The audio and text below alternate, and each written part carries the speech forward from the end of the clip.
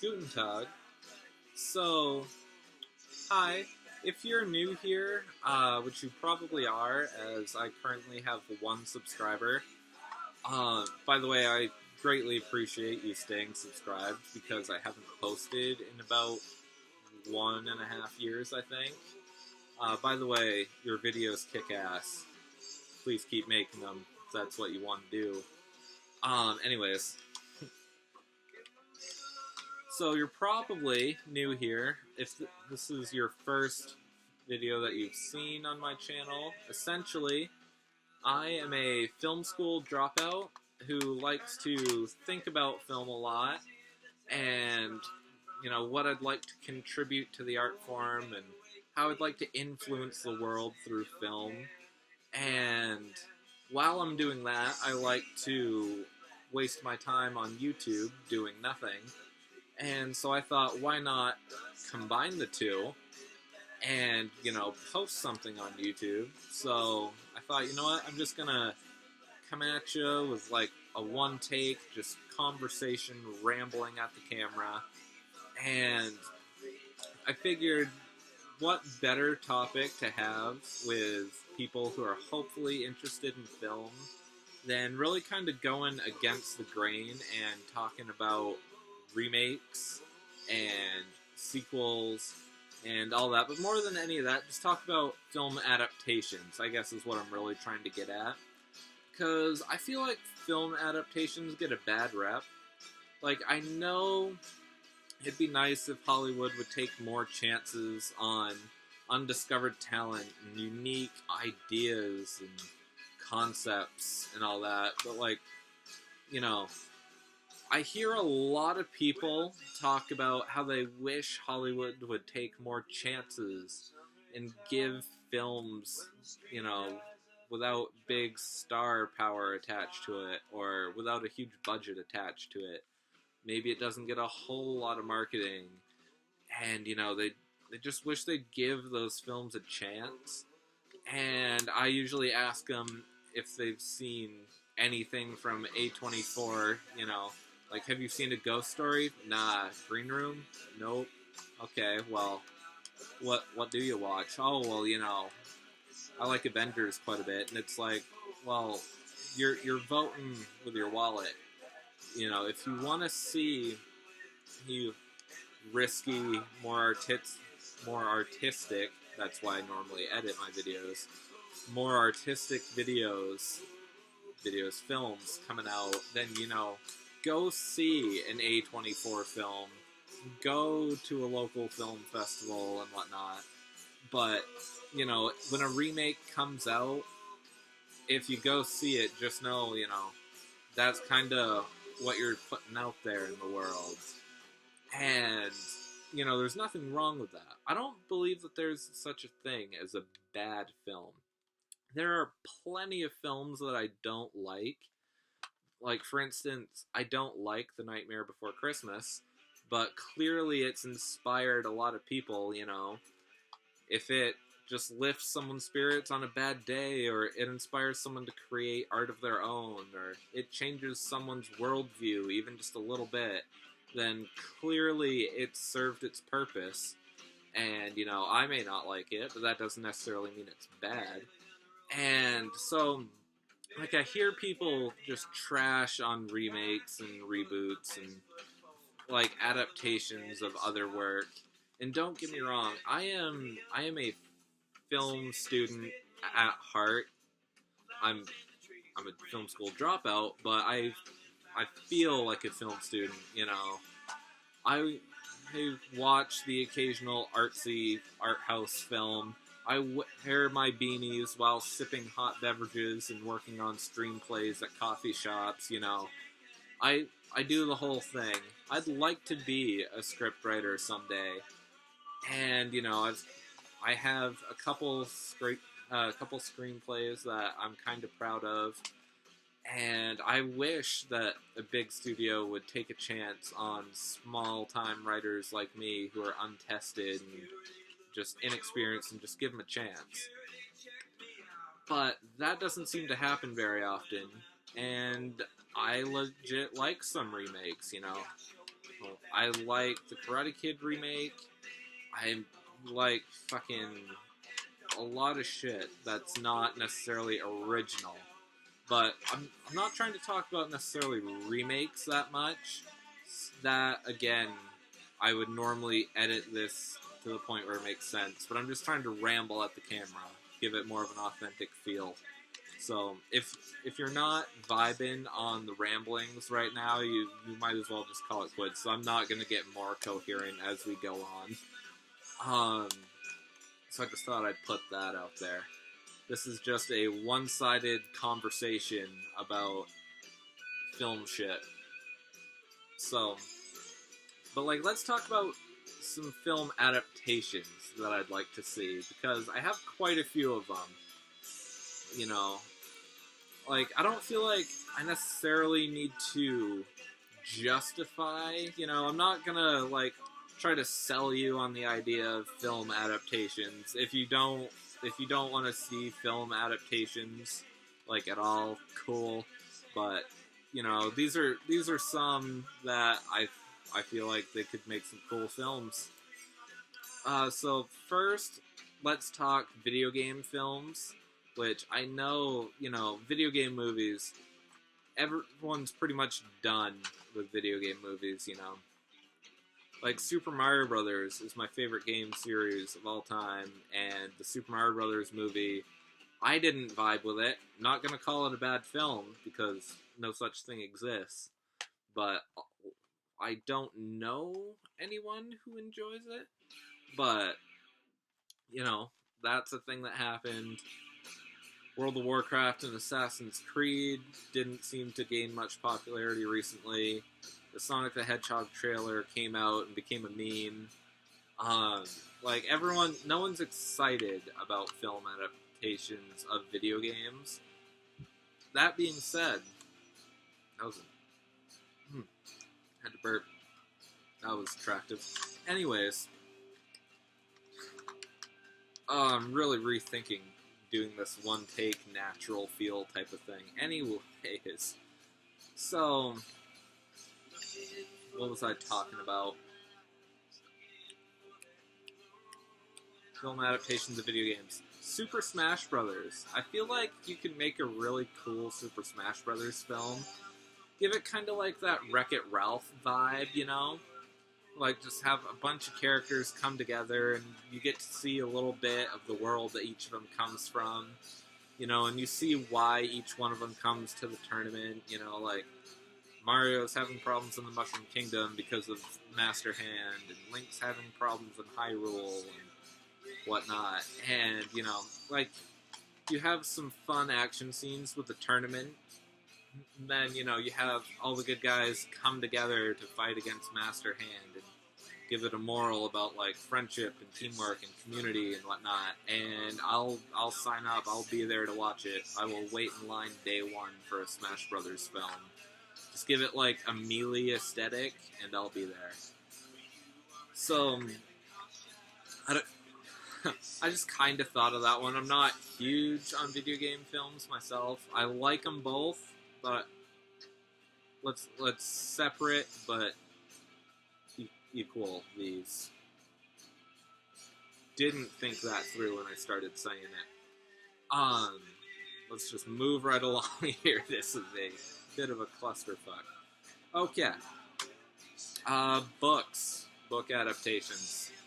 There's really only one book that I've read that hasn't been adapted into a film or a TV show or anything like that. At least that immediately comes to mind. And it's The Savior's Champion by Jenna Moreci. I listened to the audiobook, and it's essentially, I think she describes it as a dark fantasy adventure. And it's also a fair bit of a romance film, and I am not a romance guy. Like, I don't understand it, don't vibe with it, not my jam. But I bought the romance in this story, and when I read the book, when I listen to the audiobook, I got a lot of Gladiator vibes. I mean, the story is about, this kind of gladiator-style tournament and whatnot, but just in the terms of, like, why the protagonist is there and the emotions that we're supposed to get out of it, I very much got some gladiator vibes, and I'd be down for something kind of like that, but in a more fantastical setting. Like, for those of you who have read it, the stuff that happens in the labyrinth, that kind of gives me, like, an Indiana Jones vibe. Mix that with a gladiator vibe, and some kind of romance vibe that I don't know what to compare it to, and I think you could make a cool film out of that. But let's get into the real meat of what I came here to talk about after about, 11 minutes.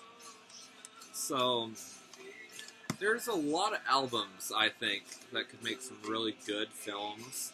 First of which I'd like to talk about is Danger Days, The True Lives of the Fabulous Killjoys by My Chemical Romance, which I know it's not, the favorite MCR album, but, I mean, tell me this doesn't seem like a more sci-fi version of Mad Max. I know Mad Max could be considered a sci-fi film, I suppose, but, take Mad Max Fury Road with laser guns and just MCR music. Like, you have... I would really like to see them have, like, Dr. Death Defies, radio station set up, and because he'd be a really cool side character, like, kind of like a narrator, maybe. I don't know. I don't really have a huge idea for how I'd like this to go down. I just know that I need to see, like, some crazy, fun, good times out of songs like Na Na Na and Bulletproof Heart. Like, some really kind of deep, emotional, maybe like a sort of coming-of-age theme from scenes working off of, like, the kids from yesterday and whatnot, because I get, like, a kind of a coming-of-age vibe from the album, and so, coming-of-age, sci-fi, action, desert, car chase film with a lot of rock and roll in it. Tell me that isn't something you would watch right now, because I would watch it. Moving on, I'm going to be sticking with a pretty central theme here for the most part. 3 Cheers for Sweet Revenge, also by My Chemical Romance. By the way, spoilers for the album, if you haven't heard it yet. Basically, for those of you who aren't as familiar and don't really care about spoilers for the story of the album, it is essentially, as it's described right in here, the story of a man, a woman, and the corpses of 1,000 evil men. And essentially, from what I've been able to gather, it's the story of this man who loses, I don't know if it's his wife or his girlfriend or somebody, and he makes a deal with the devil where, he'll give her back to him if the protagonist of the story can kill 1,000 evil men, and so that, Satan can have those souls with him.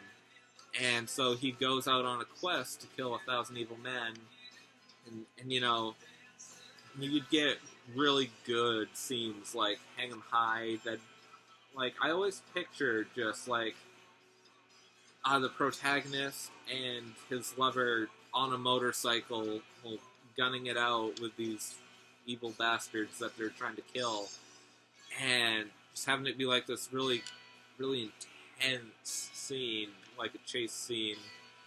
I don't know what you could do with Helena for visuals, because whenever I think of the song, I think of the music video, but I know there's something there that you could do to open up the film. Then you get... Hold on. I never told you what I do for a living. That would be a really emotional ending where the protagonist gets executed. I mean, again, spoilers for the album. But, like, the line where he realizes that he's gonna die, and so, where he's like, we'll love again, we'll laugh again, and we'll dance again, and we'll cry again, we'll love again, laugh again, we'll cry again, something along those lines.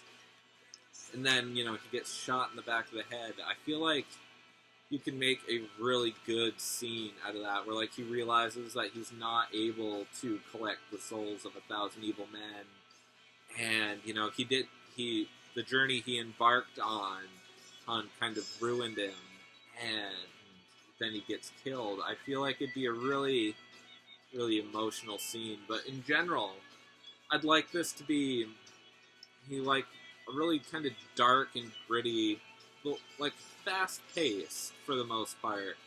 Like, you'll get some scenes that move at a slower pace, like, The Ghost of You, or,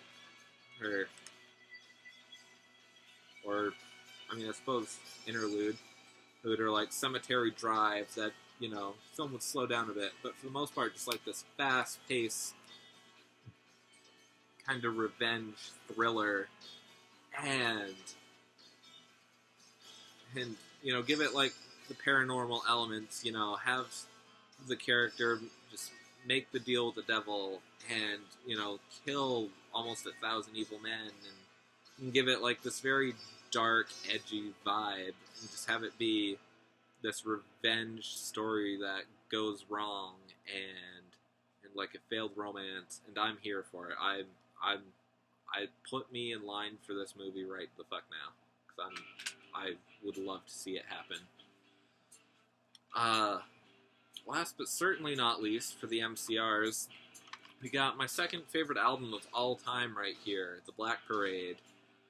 I feel like this would be a different kind of film from the other two. Like, if the other two was like, one's like kind of an action-adventure with, like, some coming-of-age themes, and one's like this revenge thriller, like, The Black Parade would be like an existentialist musical.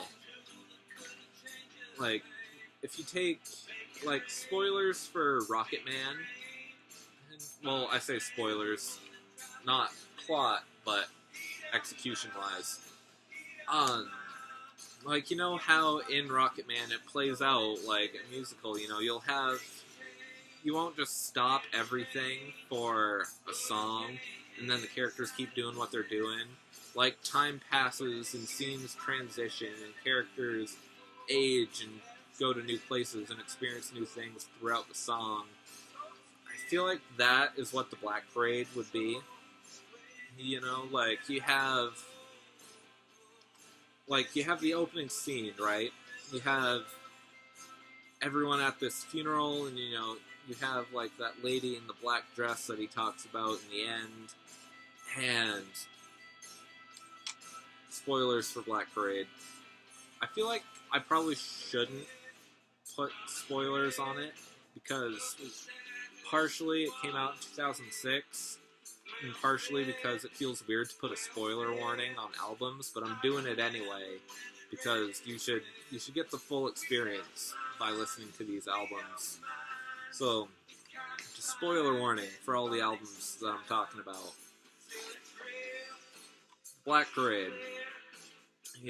So you started out with the end, and it's this funeral scene. You have the woman in the black dress that he talks about in the song, and, everyone's all somber at this funeral scene, and then you have the patient singing the end in voiceover, and, like, the camera slowly kind of moves down into his grave, and we see, like, the coffins open, and, like, he's staring just into the abyss, but he's singing the end, and then, you know how the end transitions into dead, like, when that happens, he's in his hospital bed, and just, like, rocking the fuck out, and then, you get a little further into the album, you get it to Welcome to the Black Parade, and it'd be really hard to do visuals without just redoing the music video, because it's the best music video of all time. Don't even come at me about it. It is. That's all there is to it. But think about it, like, have it go down kind of similarly, but, it shouldn't be conveyed that that's when he dies. That could be, and, have the rest of the songs be an exploration of the afterlife. Yeah. So, hold on. So, well, you have him, like, meet his father in the afterlife, and, get some closure with that, and, have the patient just riding the Black Parade into the afterlife, and then, maybe while he's there, he says goodbye to his wife in I Don't Love You, and then he gets into House of Wolves, and, like, he gets these visions of hell and all the wrong things that he's done, and wondering if, he's gonna get into heaven, like they allude to in Dead. And then, we snap back, and, he's in the living world, he's mortal, he's on his deathbed, and we get the scene for cancer. And then, we kind of snap back into hell for, like, Mama, which, that would have some kick-ass visuals. I don't know how that didn't get a music video that I know of anyway, back in the day. But, like, I can't listen to Mama and not think of just, like, this huge fucking, what's the film called? Hacksaw Ridge type scene where, like, he walks through some of his war stories and he's mad at the things that he had to do and whatnot, and he gets more visions of hell like he did in House of Wolves. And then, we transition, we get Sleep, then we get Teenagers, which I'm not a huge fan of the track, and I honestly wouldn't mind if Teenagers didn't make it into the Black Parade film. Not that I dislike the song, but I don't know, it doesn't feel like it would flow in this film. You could do something really good with it. I'm sure you could. But if you're asking me, I just kind of skip over Teenagers for the most part. I don't know. Maybe Teenagers would make for a good scene, maybe it wouldn't. But, I would hope they could make a good scene out of it. It's just not my favorite on the album. And then you get into Disenchanted, and, maybe we revisit the funeral scene, and he just kind of reflects on his life from the grave, and he thinks about all the things that he did, and all the things that he didn't do, what he's proud of, what he regrets. And then we get back into the hospital for Famous Last Words. And it has that kind of ambiguous ending, And then, the end credits come, and everyone's all, like, they're vibing on it and whatnot. And then the real OG MCR fans know to stick around for the end credits, because then we get a scene for blood. Like, I get really excited just thinking about all the different scenes that could be done for this. Like, can we make this happen? Who do I have to pay to get a Black Parade film to happen? I don't know who it is, but if you know who we have to pay to get a Black Parade film made, then let's start a fucking Kickstarter, because we need this to happen. Last one that I'd like to talk to you about today. You've probably figured it out by now. It's American Idiot by Green Day. It is my favorite album of all time. I feel like this is probably the easiest one to understand how it could make a really good film, because it's already been adapted into a stage musical. But I feel like it could make a really good film musical. Like, you just take every song, and you have the Jesus of Suburbia. I believe that's what we're supposed to call the protagonist. Am I right? That's how I've been referring to the protagonist since like 2004. So I might be wrong. Please correct me if I am. But we see the Jesus of Suburbia go through this whole, what is it, like prodigal son story, where, you know, like, he's not happy with where he is in life and where he comes from, and, you know, he ventures out into the city and he meets these people, and you know, he realizes that those problems kind of, they follow him there, and that his problems aren't really external, they're internal. And so then, like, he kind of goes back home and tries to fix himself instead of, like, the world around him.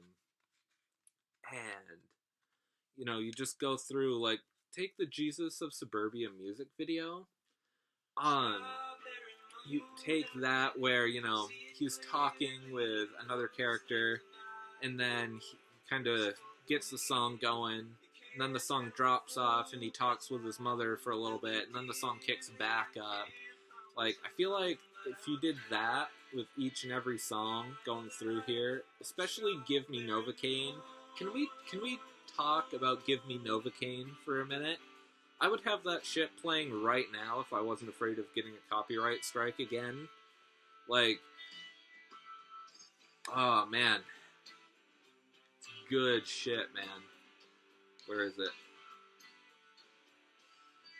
That, where is it? Where is it? I'm reading it backwards. There it is. Give Me Novocaine. The best song Green Day has ever put out. Don't even come at me. These are facts.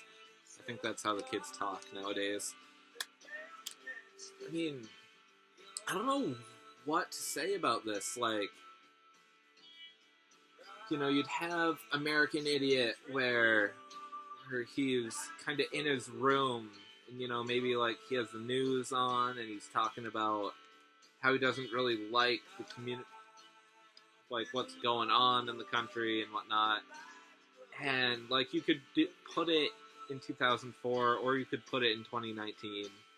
I feel like it could work really good either way.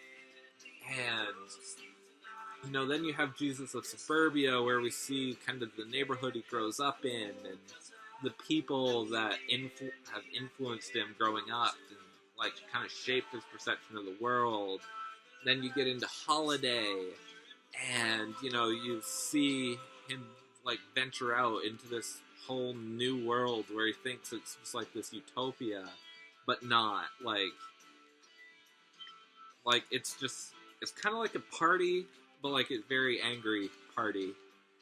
I don't know how to describe that, really. And then we get into Boulevard of Broken Dreams, and, like, the same kind of problems that were, you know, affecting him back home, they're kind of following him, you know, they've caught up to him.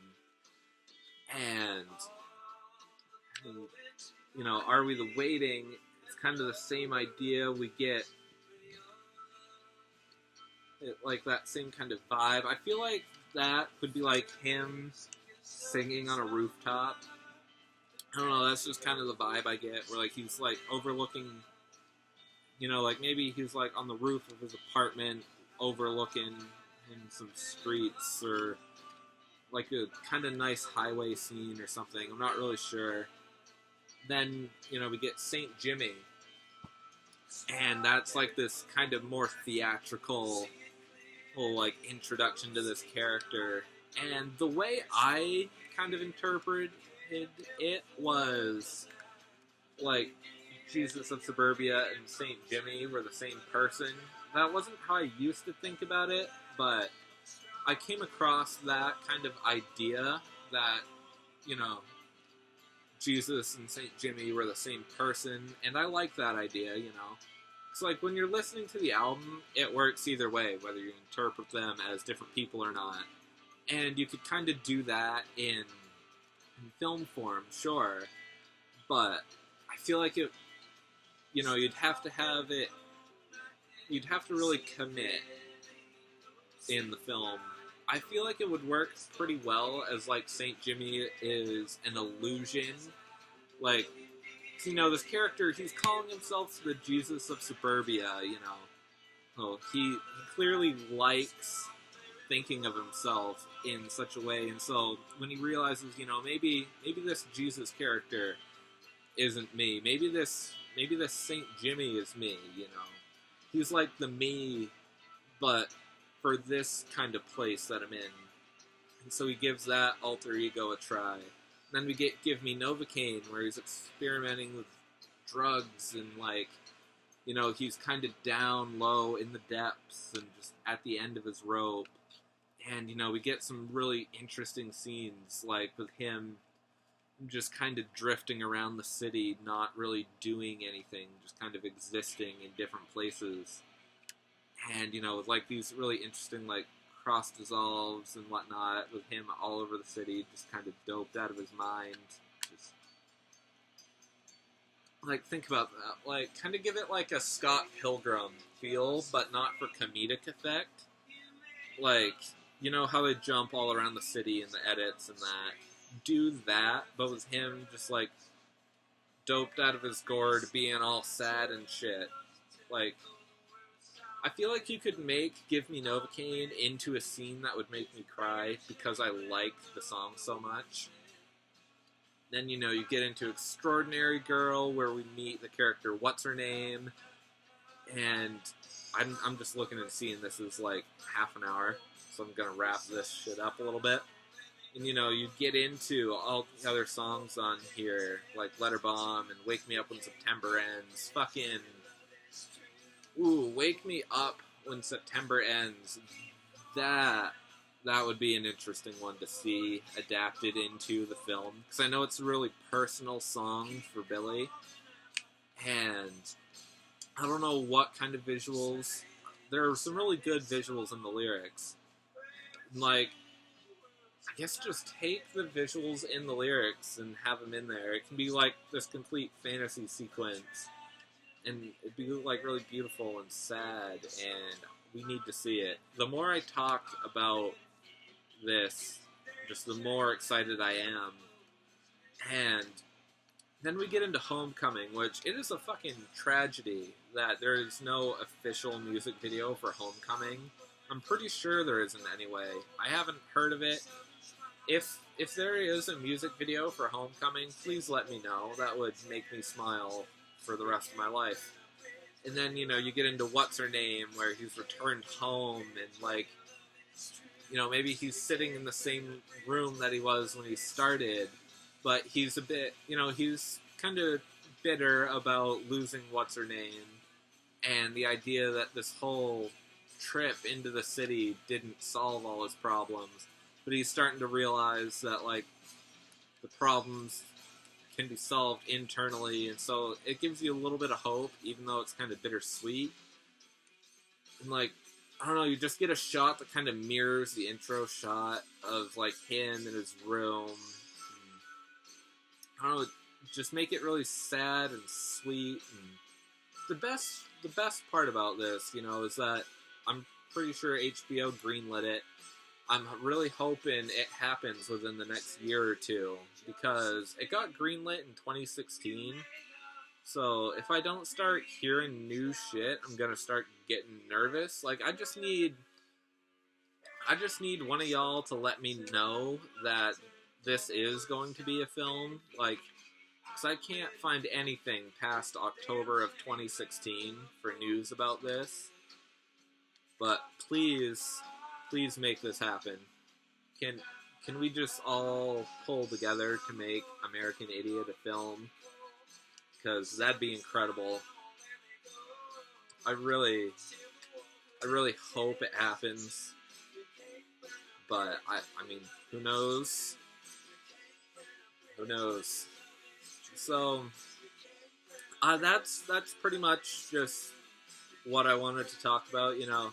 I think about these things a lot, and so I thought, you know what, why don't I externalize that and just have a camera in front of me and ramble, and there's going to be some parts that are coherent, and hopefully that justifies the rest of the random-ass ramblings. And, hopefully you got something out of this. I don't know what.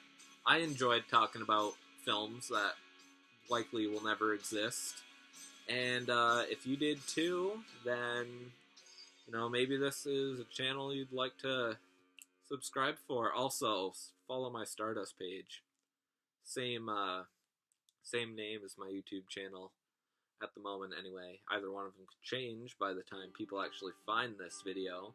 But, yeah, essentially, subscribe to my Stardust.